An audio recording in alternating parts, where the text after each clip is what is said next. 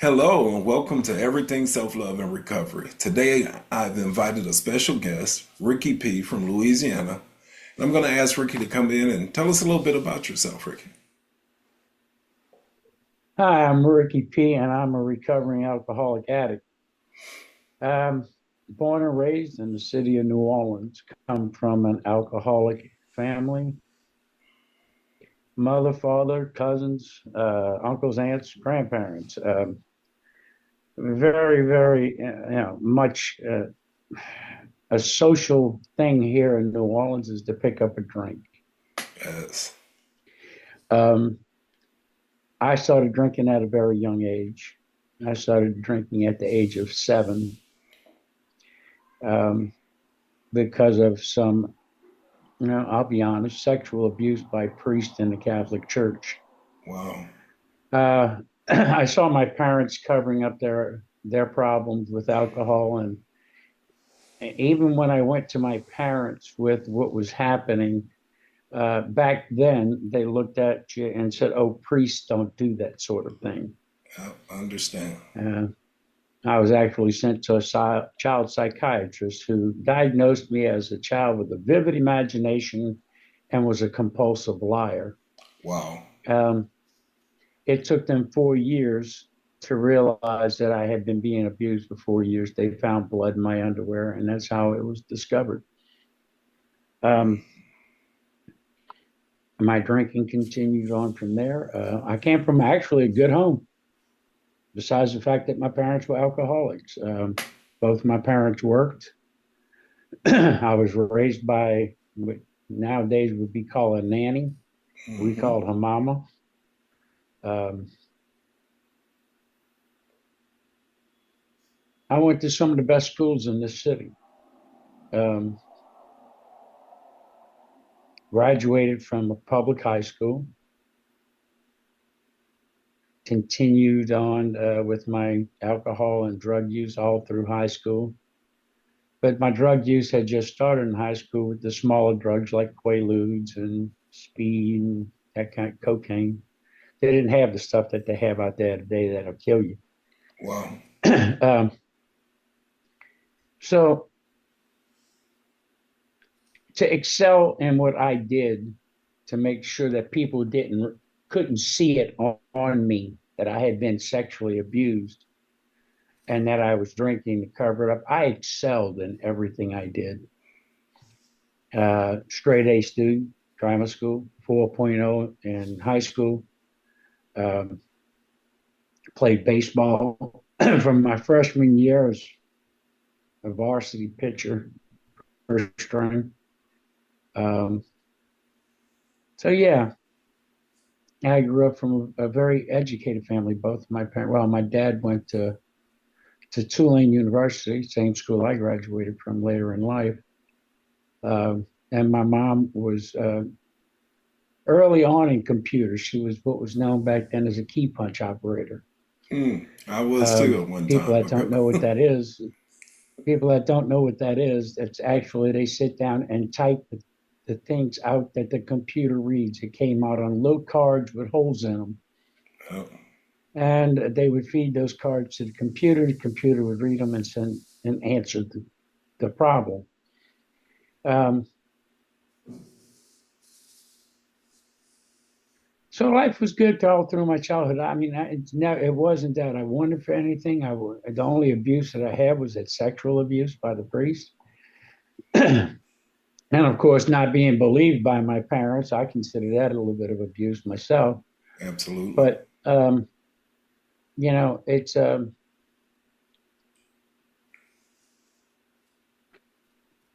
17, I graduated midterm at my high school, valedictorian of my class. I didn't go to the graduation because I decided I was going to enlist in the Air Force.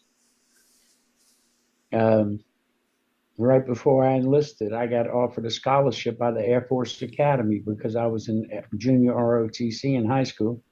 Mm. Uh, and I turned it down because I didn't want to be an officer. I didn't want that much responsibility at that time.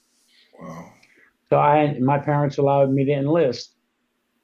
And I became Special Forces Air Force Pararescue, which I did for the next 30 years of my life, which incorporated more drug use.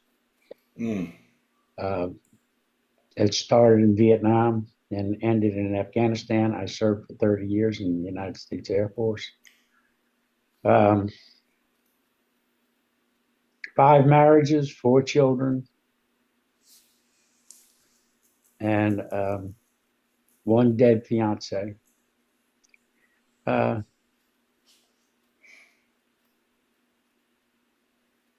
I tried to blame everything on the military Hmm. instead of looking at in the mirror and saying, "Well, gee, it's because of my addiction and my alcoholism that uh, I stay where I'm at because it's easier for me to get the drugs, easier for me to get the alcohol." And in addition to that, at one point, I had a suicide pact in my life. I wanted to be killed by an enemy bullet. That Wow. way, my family could actually say that I died a hero instead of Hmm. saying that I died uh, a drug addict, an alcoholic, and a molested child. And Right. those were the things that ran through my head at that time. And I'd be gone 2, 3 years at a time, my family not knowing where I was, whether I was alive or dead. Uh, but that was the nature of the beast and the field that I was in the military. I chose it. I lived it. I suffered the consequences. And the difference is people ask me, and this is something I'm sure we're going to get into, is if I ever loved any of my wives. Hmm. Coming up, I didn't know what love was. I really Absolutely. didn't. Um, that was part of my life that was shut off, just like I shut off God. I became a very cold person, a very still person. My emotions were turned off. I didn't know what love was. Um, did I care about them? Yes, very much. Did I love my children? Yes, very much. But I thought by staying away from them, I wouldn't uh, submit them to my problems, to my alcoholism, to my drug addiction, instead of letting them know that this is what I was. My kids, all 4 of them, never saw me sober until I was 66 years old. Wow. And yeah, so I went through my career in the military. I told you I had one fiance get killed. She was my lieutenant commander in 21st Pararescue Squadron after I took command of the squadron, and she was a pilot as well. She went on a mission, and a mission I didn't want her to go on, but it was her rotation. She told me she was going anyway. Um, and her helicopter was shot down and blown up. All 6 members of the team were killed. I personally went out the next day and retrieved the bodies. I brought her home, and she was she was clean and sober, and she tried to get me to go that way, and I just refused. But she was still there for me and loved me for who I was. Wow. What an And introduction. what more can I say? I'm here by the grace of God. Well, I appreciate you. I think I just met you not too long ago, and I had no clue, but it was something in your share this morning and something in your voice that told me to ask you to come on the show. And our stories are so much similar. I was not active duty, but I spent 15 years overseas as a contractor. I was in Afghanistan. So my first question to you is when were you in Afghanistan? See if I was there the same time you were. Actually, my squadron was the first squadron to set foot in Afghanistan after 9/11. Mm, We got there in 2001 and started with building the first Air Force base. I with, can't tell you where that was because that would have been that was actually top secret. right. We were there with the CVs as they built. We held cover. We rescued them for when they were. That's what pararescue is about. Our motto was "So others may live," not us. So others may live. It's amazing. I've been on several air bases there. One of, I believe, in Iraq was Bagram or Al Assad and a few other ones. But my position there was to maintain your living areas, offices, and everything to make sure that the electricity flowed. And if you know anything about it, I'm sure you do, y'all use military generators, and then KBR came in with large generators and they Oh set the yeah, generators and made them run, and I made sure that the power got from the generator to the last soldier. If I can tell you a soldier with 80 extra pounds on his back going out the wire in 100-degree temperature appreciated an electrician and HVAC when they came back on the base. If I could get their living area tent or whatever down to about 90 degrees, they were happy. And oh so absolutely. I truly appreciate and applaud your service. Thank you so much. The other things, the podcast, Everything Self Love and Recovery came about because I was journaling.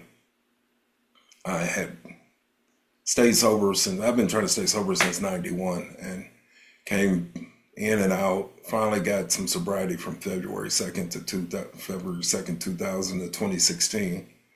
Decided that I was in Romania, having living my best life, family at home. Decided to drink with the fellas, the crew. And before I knew it, by 2018, I was as low as I could have ever got. My 15-year-old daughter had to actually call the police on me at one time or another. I wouldn't let her mom out of the bedroom.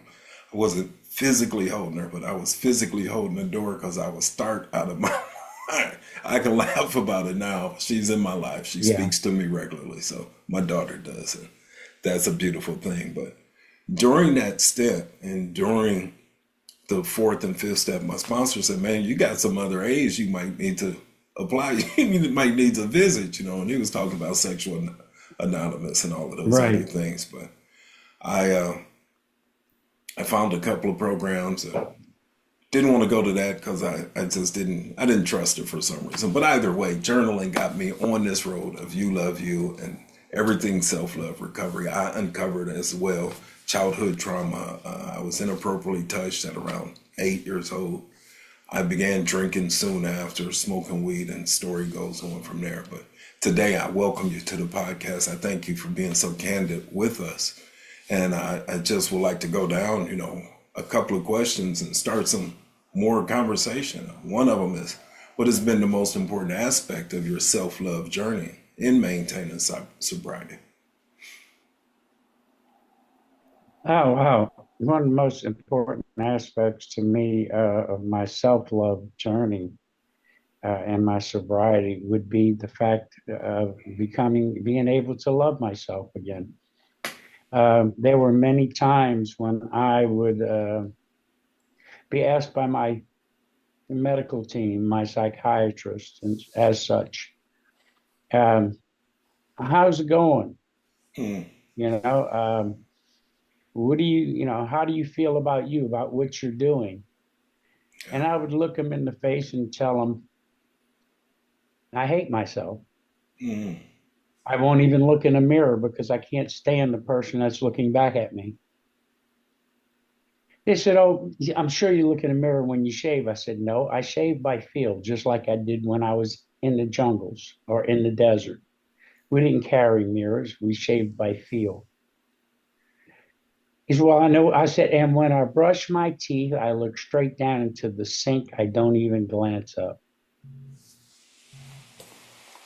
And there's been a long time coming that I was able to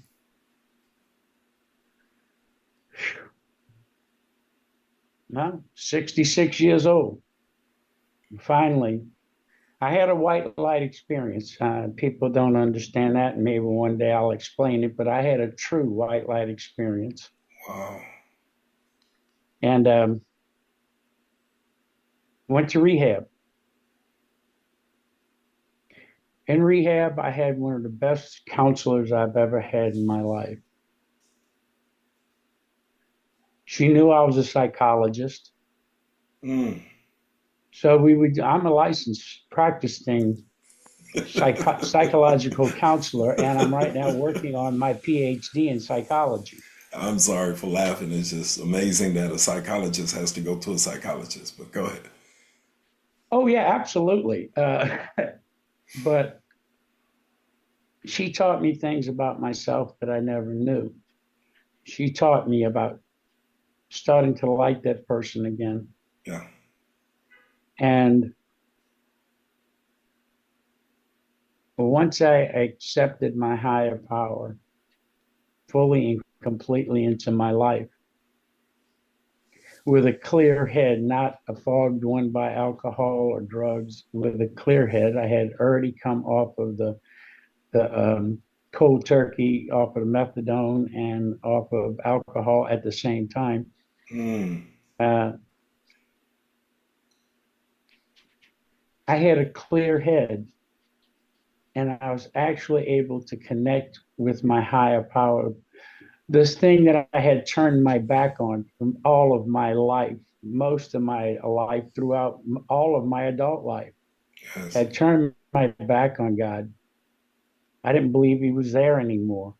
I knew he was up there, but he wasn't there for me. Right. And once I realized and I looked back at my life and how many times God was there, how many Absolutely. times um, I take this phrase from a young guy that I heard speak the other day. As I tell it, I was the type of person that didn't run away from bullets. I ran towards them. Mm-hmm. I had a suicide idea in my head: be killed by an enemy bullet, be a hero to my family, so they would not recognize me as being an alcoholic, drug addict, or a sexually molested child. Absolutely. Well, God kept that from happening. I've been shot, stabbed, blown up, shot down, and been a POW. I've Mm-hmm. died 5 times on operating tables. Every time he brings me back because he told me when I had my experience, I have a mission for you in life. Wow. I started to enjoy my life when I accepted God back into my life. Can I ask you about how long ago that white light experience was, approximately? Yeah, the white light experience was September 16th, 2023. And yeah, I see you have 12, 15, 23 on your picture. Does that have something to coincide or do 12, with that? 15, 23 is my sober date. Awesome. It's the day after I went into detox and I stopped using any type of drug or alcohol. Wow. That's And awesome. uh, he, he he has shown me how to forgive myself, and that's the start to self love. Absolutely. Forgiving yourself, and as I learn and as I grow in the spirit and in my program, um, I've learned that to let go of things in the past. I've learned to forgive because to forgive is to be forgiven. And Say that again. Can you say that again, huh? I certainly can. To Wow. forgive is to be forgiven. Yes. And I have forgave all the people that I've had uh, resentments against. I have let go of all of the animosities and the jealousies and the fears and the contrite ways of life that I have became habitual in doing. All these habits have disappeared, and I have but one. And the minute I realized that, I'll never forget the day that I looked up. It was Christmas morning, 2023. I had been in detox 10 days, Mm. hadn't shaved, hadn't showered because I was so sick. I got out of my bed, went and took a shower, asked them for a razor. They gave me the razor. And when I went into the bathroom, I actually looked in the mirror. And when I did, I said, I like that man. Wow. As filthy as he is, I like this person. And from there, my self love grew. And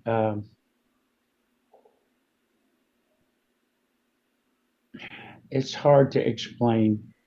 It has Actually, been it's made such a major part of my sobriety because if I love myself, I am capable of loving others. And the love that I give is not the love of a relationship. It's a love of the Spirit of God, the love that's in my heart that is instilled there. And that's a love that can never be taken away, where a relationship can break your heart. Do I have a relationship with my higher power? No. My higher power lives within me. I do not need that relationship. wow, I am at all for the simple fact that I never thought that anyone, I would meet anyone that could articulate it or feel the same way I felt. Now, I used to have friends and hang out with them, and well, I still have friends, but anyway, used to hang out with them. They say, "Man, you're a hell of a guy. You know, man, you're this, you're that." And I looked one of my good friends in the face one day, and I said, "Man, I'd like to meet the guy that you say I am because I don't feel like that. I don't know nothing about that guy." And I too avoided mirrors and all of those things. You know, this guilt, shame, lying, cheating, the coping mechanisms that I learned from an early age. I can only Yes. imagine mine is minute to 10 times being in a war zone and all of the other things that had to transpire or transpired in your life. And I started this program by a phrase, a catchphrase saying, I help individuals find a blueprint to more peace and happiness by discovering, discarding, and dealing with childhood trauma. And that's what started me on this thing. Once I identified the childhood trauma, I was able to forgive others. I was able to forgive myself. And I started down this journey. And as I was journaling here in the house one day, I started, once I got in here, I was looking for clarity. All I wanted was clarity. And there was a bunch of things that happened to get me to this apartment, and I won't clog the airways with all of that. But what I'm trying to get at is one day I was here journaling and I was talking about clarity and I was talking about love to myself on paper and everything. And God came into my life, a power of the creator of the universe, Buddha, Jesus, whoever you serve. Something came Right. into this room with me and showed me, and I started writing, and it showed me all the times, as you said, where love was in my life. And I always looked for it a certain way. And because I was looking for it a certain way, I missed it. I missed it every time. And he just showed me, the creator just showed me every time. He was like, yep, that was love. When that 9 millimeter didn't go off, yep, that was love. When you had That been was on a exactly. 7 day run, that was love. When you did this, that Well, was love. So, to give you an idea yeah, of what love is yeah. from God, Mm, I had gotten to a point in my life to where I actually, on three different occasions, had the barrel of my Desert Eagle 50 caliber pistol in my mouth, cocked, and was not afraid to pull the trigger. And they'd come and knock on my door. Well, because I didn't want the person to hear the gun go off and having to come in and find me, I would put it up and say, "Come in." And they'd come into my house. And it happened 3 different times. Well, that tells me, hey, look, you can't do it, okay? You tried, it's not going to happen. Forget about it. It's he shows us love, but where people get mistake his love for misgiving is that not everything that happens is God's love, and then all of it is God's love. Wow. We grow up and we're taught, oh, if you want something, pray for it. Mm-hmm. I know that's what I was taught when I was a kid. If you want something, pray for it. Yeah. Well, you didn't always get what you prayed for. Right. But there's a country song that says, some of God's greatest gifts are unanswered prayers. Amen to that. Shoot, we're going to have church up in there. I mean, if I would have gotten everything I asked for, I most probably wouldn't have been here today. Yeah. And here comes my service animal, my cat. He's up on my lap. But because they know when I talk about this stuff, I get a little upset. So he's here with me. Awesome. People need to stop asking for themselves. God knows what you want. He knows what you need. You may not get what you need, what you want, but you're going to get what you need. Absolutely. Pray for others. That's how you get your prayers answered. Reach out to another human being and give God's love to them. Help a mofo, like the 12 steps says. Having had a spiritual awakening as the result of these steps, we tried to carry this message to the alcoholic that still suffers. And that's right. What we're doing. So our responsibility statement says it all. Yeah. Whenever someone anywhere reaches out for help, and for that, I am responsible. For the longest, when the big book talks about, the third step says, made a decision to turn our will and our lives over to the care of God. And they say you just need the willingness and all of those things. I used to really go right back to revert to my religious beliefs, but I met an individual online that talks about an acorn and an oak tree. He says that the oak tree has everything, the acorn has everything in it needs to be an oak tree. And I said, man, it can't be this simple. But for some reason, I was here journaling. I was receptive to that concept that the universe knows what you need. God knows what you need. Yeah. He put it in you already. So it's that awesome. Simple. It really is. And people try to complicate it. That's awesome. You said how you returned to your religious beliefs. Mm-hmm. Well, I gave up on man-made religions. Long time ago. I don't go to an organized church. They want me to know it the way they want me to know it. God shows me what I need to know, when I need to know it, at the time I need to know it, whether it's in his words or out of the words of somebody else's mouth. Yes. Bill says, least I enlarge my spiritual life through work and self-sacrifice for others, I will not be able to meet the certain trials and hard spots that's coming. They're coming. No matter if I'm sober or not, no matter if I'm going to church or not. If I don't sacrifice, and work for others, my life it's going to happen. Yeah, the price, sure. You're going to pay the price. That's for sure. And but anyway, we're dragging this first question out quite long. I'm getting ready to say the whole podcast. They're going to think we're a religious program and we're a spiritual program. Religion is for people who have been to hell or that don't want to go to hell, and recovery is for people who've been to hell and don't want to go back. Been there. Exactly. We're going to try to work on a few of these anyway. Let me see. What strategies or tools have you found most effective in navigating life's challenges while staying sober? Okay, wait. Oh, number three. Which strategies or tools have you found most effective in navigating life's challenges while staying sober? Wow, that's actually a really good question for me because I found that the tools that I use are given to me every day. Mm. If I need a tool, God puts it in front of me and says, hey, you know how to use it. I don't have to instruct you. Uh-huh. Use it. Um, my tool, my biggest tool to navigate through this life today, God has given me the gift of articulation. Hmm. I cannot go places. I don't have transportation. I only have one leg, so I can't go very far. And I depend on other people. Well, for me to navigate through my life, most of it is done over the phone Hmm. or on the internet. And I have learned how to speak to people, not command them like I did when I was in the military.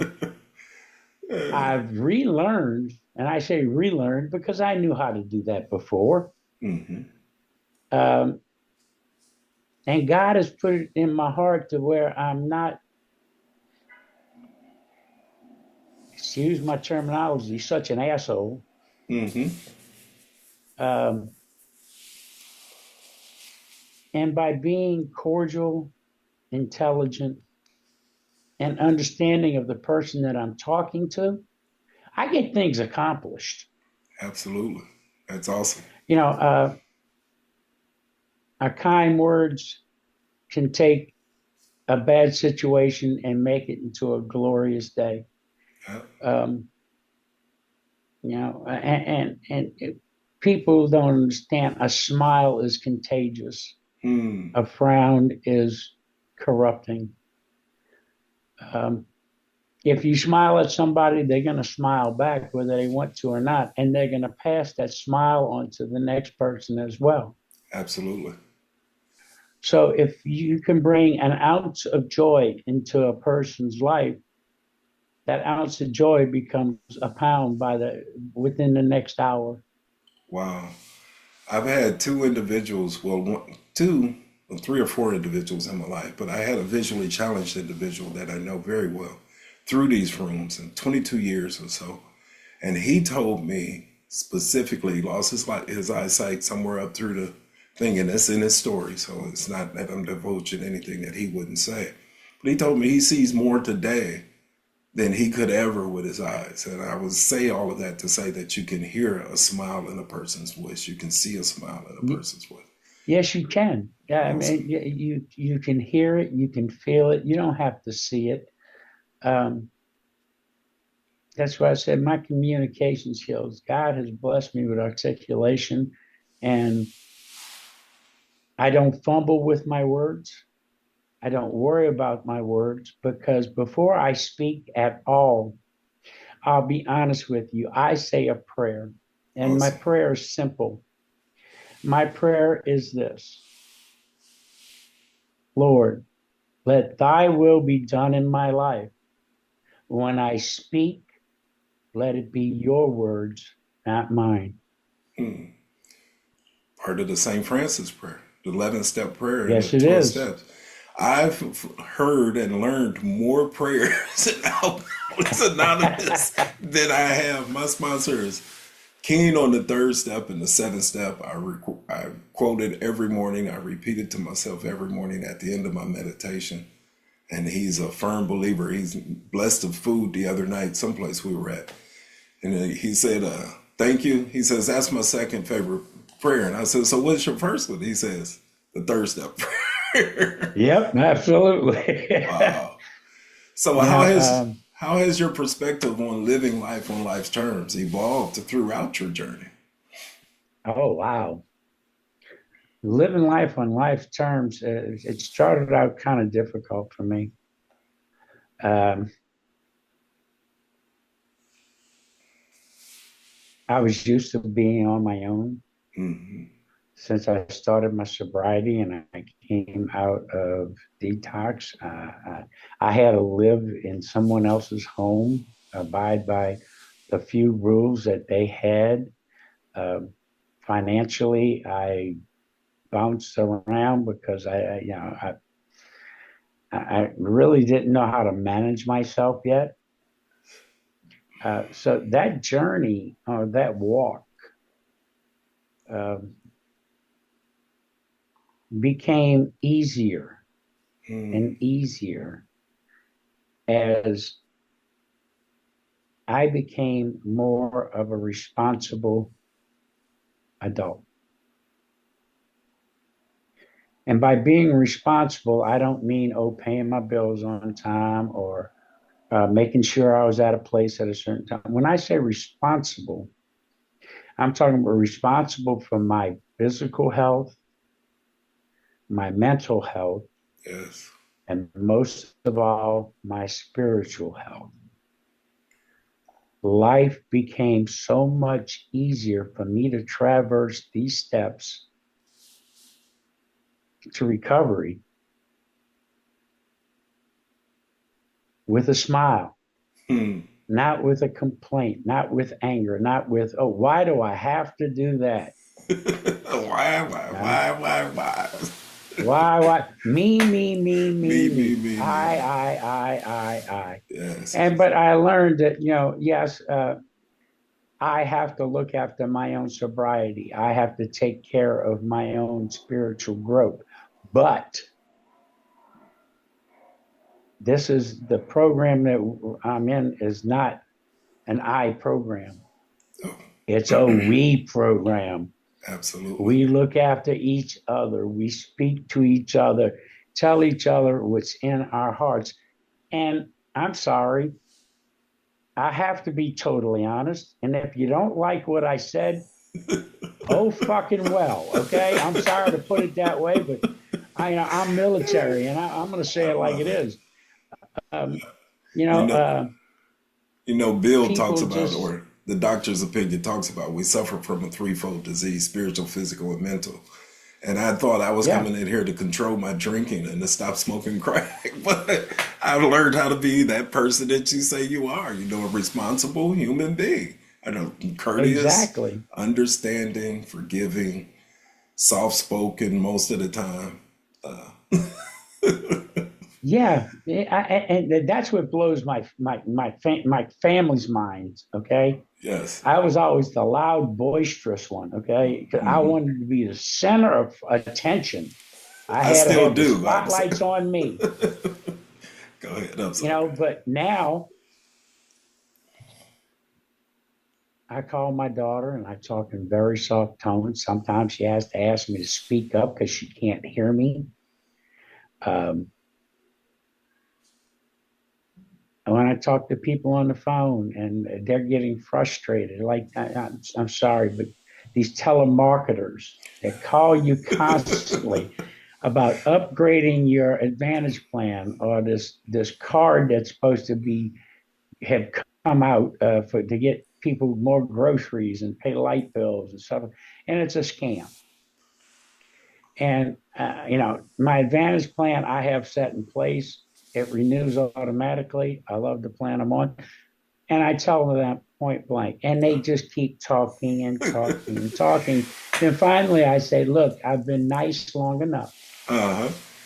Have you ever had the insurance guy that says, "Hey, we've been trying to catch up with you to catch up your car insurance"? Yeah, and I So don't own a car. I work. Look. I work on a job site, a construction job site. Now I'm in a porta john, and part of my story is about a porta john. But this time I was actually using the porta john properly, and so I'm standing there and I look up, and sure enough, they wrote something up there that says, "Hey, we've been trying to catch up with you. What about your car warranty?" Like they wrote that on the. I'm like, Lord, I can't get away from these folks anywhere. It was amazing, but Yeah, I've had that. I think the one that gets me better than anything is, oh, we've been trying to reach you to schedule you an appointment for, and If you would have tried to reach me the first time, my phone would have rang just like it did this time. Okay. Right. But Absolutely. Let's move on. But this thing is going to be about 3 hours long. I really right, appreciate let's you. move forward. Come I really on. appreciate you hanging out with me today. It's so interesting finding someone that has the same or just been down the same road, man. And that's the beautiful thing about our Yeah. program and the steps. I come in for my Yes, it drinking is. and I stay for my thinking nowadays. I wasn't sure if I asked you about a specific moment or experience that tested your self love. I'm sure you have a few of them. If you could. Yes, I do. In fact, I have one that sticks out in my head more than anything. Um, there was a young boy, and I call him a young boy because he was 19 years old when he came to Iran. Mm, He had been in country maybe 2 weeks, mm, and his first mission.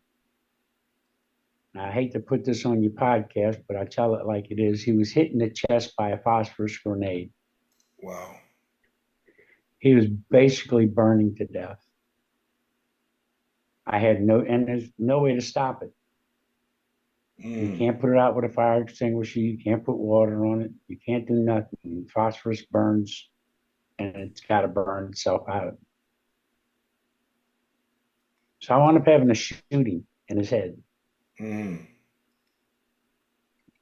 Well, I think about that now and I think about my journey and I think about self love. And at one point, I would question myself, why do you love yourself after what you did to this child? right. Then you had to come home and explain to his parents, which I did face to face, Mm, how he died and that you're the one that put the bullet in his head. Well, when I did that, his mother slapped me and told me to get out, slapped me across the face and told me to get out of her house. Later that week at the funeral, she came to me, hugged me, and apologized after her husband explained to her what a phosphorus grenade was. mm, Um,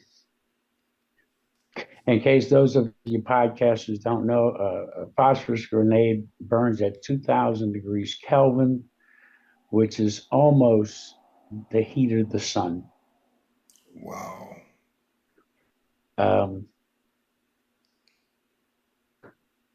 it is. Did I have a right? This is the things that I asked myself. Did I have a right to take his life? Should I have tried to extract the grenade? Should I? Yes. And in our program, it teaches you take out the if I coulda, If I shoulda, woulda, shoulda, and coulda. woulda, Mm-hmm. take them out of your life because that's past. Yep. If I shoulda, woulda.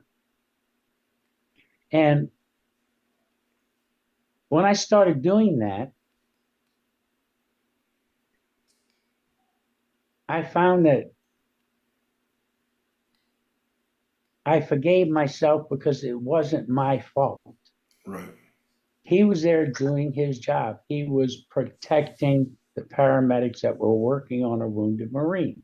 Mm-hmm. I just happened to be the pilot, and we had sat down, and I actually got out, the helicopter, and left the co-pilot in because I was classified a field surgeon. Now, 1,000 different scenarios pop up in your head, Right. especially if you put the if I coulda, woulda, shouldas in there. Mm-hmm. But in actuality,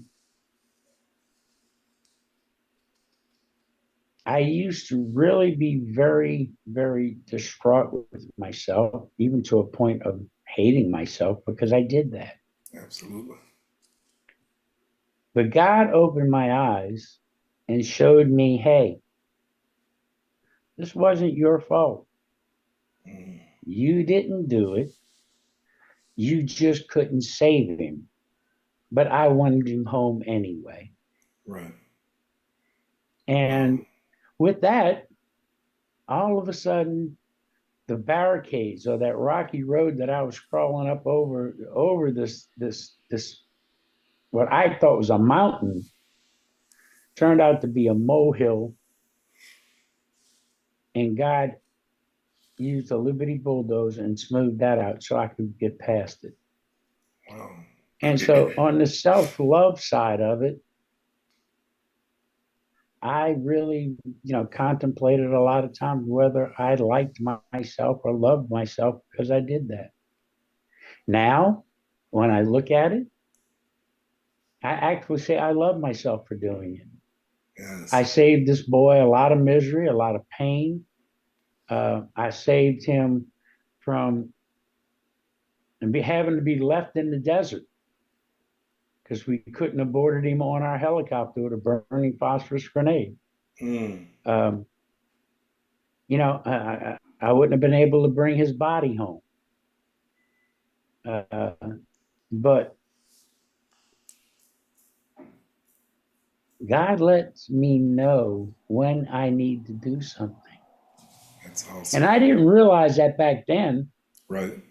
but God's the one that told me it's time for him to come home, help him. Absolutely. And so I did. Right along And those so, same lines. yeah, that's one of my roughest journeys that I have had on my journey to self love again. Wow. Thank you for sharing that. Working the 12 steps, we somewhere around the fifth or six, seven, eight, nine, whichever one it is. When it comes to forgiving those that mistreated us, or our parents, or individuals who've wronged us, or people that we've wronged, I always come to the fact that we did the best we could do with this, with the information we had at the time. And I have to always allow my parents and all of those around me that, hey man, they just did the best they could do with what they had at the present time. So I appreciate you. Appreciate you. Yeah, How do you go ahead. prioritize? Well, I actually bypassed. Yeah, I mean, you've already talked about it. So, in what ways has your childhood trauma, if any, played a role in your recovery and self sobriety, self love? Okay, my childhood, wow, yeah, childhood abuse, Yeah, sexual abuse by priest. How did it affect my sobriety? Well, it kept me hiding for 60, well, 59 years, yeah, um, and with alcohol, 49 years with narcotics. Um, I hid from the fact of that yeah. Hated to I be found couldn't out. get, there was nothing there for me to go to. Right. Um, Now I look back on them, and yeah, they're still there, and there's still scars, and there's still hurt. But now, as it reoccurs, I could have never mentioned this to you before I got sober. Absolutely. Myself as well. I would have never brought this up to anyone. Yeah, Now, this is the beginning of my story whenever I share as a moderator or as a speaker at a group. absolutely. They say our very God has past. opened my heart. Go ahead. Yeah, God has opened my heart to where I have forgiven and I have let go of animosity, anger, insecurities, embarrassment, and self hate for allowing it to happen. He's taken all of that from me. Absolutely. Do I wear it as a badge? No. Do I use it to my advantage? No. The only time I use it is when I feel it's going to help another human being understand what they went through so that they can move forward like I have through the power of God. There's a chapter in the big book that talks about the family afterwards. And page 124 says, cling to the thought that in God's hands, The dark past is the greatest possession you have. My apologies. In the dark past is the greatest possession you have, the key to life and happiness for others. With it, you can avert death and or misery for them. That's That's amazing. right. My past, but I got to tell the truth. Uh, I got to go to enough places to tell the yeah, truth about it. you got darkness in your past, and you bring it to light. Let's really look at it. The darkness in your past, such as the sexual abuse I endured for 4 years,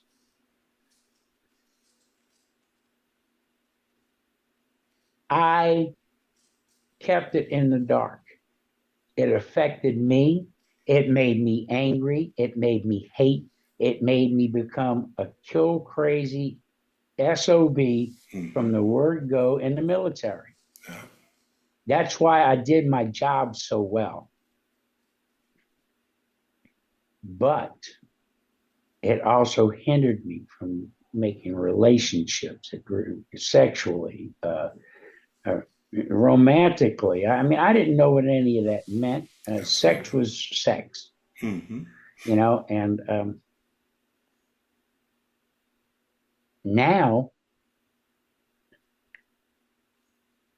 the darkness that's hidden within inside of me, the killing part of me, the sexual abuse, uh, the my ex-wives, my children. That's all darkness in my life. Hmm. But when I bring it to the light and I give it to someone else as knowledge, Mm. it just may keep them from repeating the mistakes that I made Right. and open themselves up to where they can make amends to whoever or whatever before it's too late. Absolutely. But it's never too late to make amends. As long as we have breath in our body. That's Yeah. right. I, Um, I got a good one for you. yeah. All right. What advice would you give to others who are struggling with maintaining their sobriety while also practicing self love? Oh, wow. That is a good one. Maintain sobriety while practicing self love. The advice that I'd give to them would be remember your support. Remember your support group, your men, your women that you know you can talk to, whether they be part of your program, uh, somebody at work, your clergyman, your doctor, your barber. It doesn't matter. If it's somebody you can confide in, talk to them. Let them know what's going on in your life. Because if you don't, it's going to stay within inside you. It's going to fester and you're going to drink again or you're going to Absolutely. use the drug again. By Absolutely. releasing it, just like we do in our 4 step and in our 10th step. The minute we realize we were wrong, promptly admit it and make amends. Hmm. You know, Absolutely. our 4 step, we write down everything that's ever bothered us in life. Hmm. And believe me, I had a bunch of them. Yes. But when I shared it with another human being, it's like taking the power out of it. I was thinking the same thing. Take the power right out of it. Because and it tells you to share it with another human being and God. You, another human being and God. Yeah. Well, what does God say? Where two or more shall dwell in my name, so shall I be. Mm. Yeah. And to me, that's one of the most powerful sayings in the scriptures because you're being part of our program. Again, I don't care what you call him, Hmm. God, Jehovah, Buddha, It's not, and I can name a bunch of them. Absolutely. Um,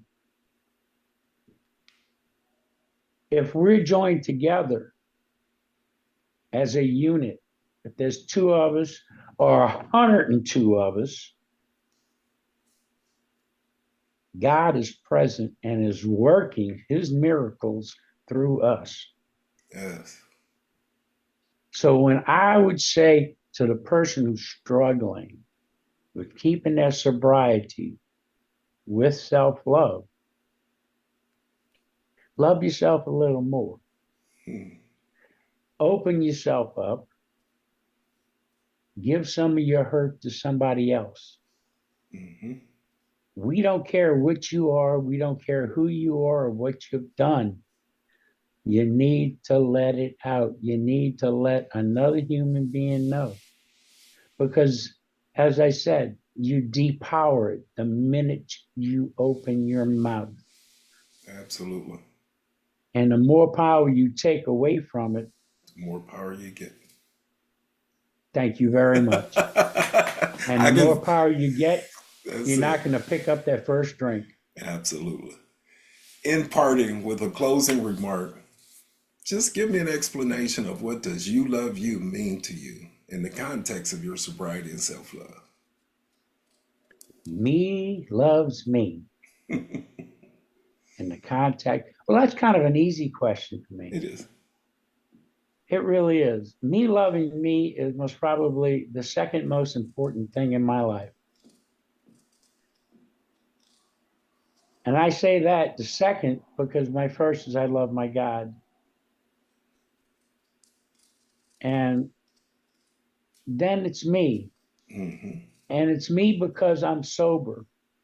It's my sobriety that I need to uphold. And that's part of me. Wow. So I love myself and then I can love others. But until I've got that under control, I'm not number one anymore.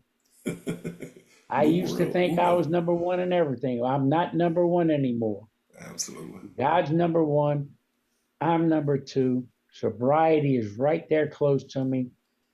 And the rest falls into place after that. Wow. There's my closing statement. Ricky, this has been fantastic. I appreciate you opening up and sharing with us a portion of your life. If at any time that I can be of any assistance, by all means, just drop me a line, call me, whatever I can do. The term "you love you" came from one of those journaling sessions as I was writing. In my journal, sometimes the words come to life. I can see eyes and smiles and things of that like nature. And my the word "you" had a Y, and my O looked like a heart, and then the "you." I termed the phrase "you love you." So that's where we're at. But, That's where we're at. when you told me you love you, Hmm. I thought for a second, and what popped into my head was a giant letter U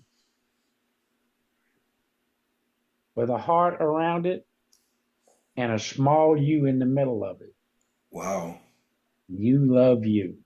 I'm gonna have to. And you talking about when you're writing down, you could see smiles and stuff like that. Mhm. When I'm writing in my journal and I can see the smiles and everything, I will actually draw little eyes and a smile. Not a smiley face. I'm talking about eyes Right. and a smile, or just eyes looking at me, happy eyes, or just teeth. And it's to remind me that these were happy thoughts. These were not thoughts of confusion or doubt. These were happy and joyous times. Absolutely. Thank you for having me, Wendell. It's been a pleasure speaking with you, my brother, and Absolutely. to your audience. I hope Absolutely. something that I said reaches out and touches somebody. If I've touched one person, That's right. I've done my job. Well, you've done your job because you definitely touched me, sir. Thank you so much once again for coming and hanging out. And we will just see where this road takes us. It's going to be a fun journey.